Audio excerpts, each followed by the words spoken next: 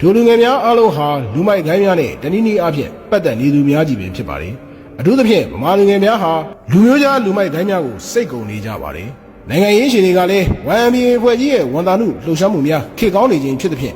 ထိုရိုက်ခတ်မှုကလူငယ်များလူမိုက်များလောကထိရိုက်ခတ်လာပါတယ်လူမိုက်လောကမှာလည်းကလားခိုင်းများကိုဖြိုနိုင်မဲ့ဗမာလူမိုက်ခိုင်းတစ်ခုကိုမျှော်လင့်နေကြကြပါတယ်ကိုတို့ကျွန်တော်ဘာကြီးဖို့တင်လွှတ်လိုက်တာပါအေးငါမနေ့ကဦးလေးစီကဆိုင်ရတယ်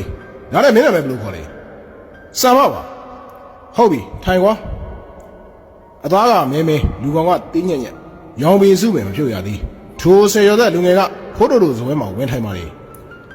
ကဲစံမလေးပြရစင်းကွာမင်းဘာလို့လူသက်ခဲ့တာတော့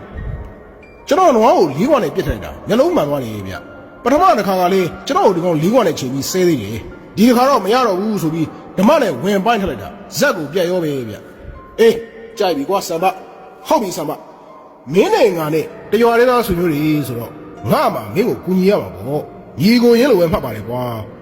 ပလိတ်ကိစ္စနဲ့ပတ်သက်လို့ကတော့ဒီနေမြေလေးငါတက်နိုင်တော့ရှင်းပေးတယ်ဟုတ်ပြီလားကဲကရမကြီးဒီဒေါသကိုဒီည China Stand ကိုပို့လိုက်ပြီးမြို့နေရွာကိုပြပေးလိုက်ပါကွာငါနဲ့အုံးဖေကဒီညအေးရွာဘက်ကမ်းကိုကူလို့ရှိတယ်စိတ်ချမယ်နော်အေးပါဖို့တော့ရမင်းဒေါသကိုဟိုတရုတ်ဝတ်တုံးမလေးခြိုက်ဟုံနဲ့ငါလွတ်ပေးလိုက်ပါမယ်ဟဲ့ကောင်ခြိုက်ဟုံတော့မထိနဲ့ကွာဒေါသရဲ့ဆွဲထုတ်တဲ့ဒီကောင်နဲ့ခြိုက်ဟုံဆိုကလေးမတနာဖို့ကောင်းပါလေကွာအေးဒါနဲ့အဲ့ဒီကိုမဝင်ခင်ဟိုဖာရစီအာမရဲ့ဘိန်းကန်းကိုဝင်ပြီးဒီလတော့ငွေယူခဲ့ဦးပြီးရင်ဘာသိစီစင်းတဲ့တခြားပြက်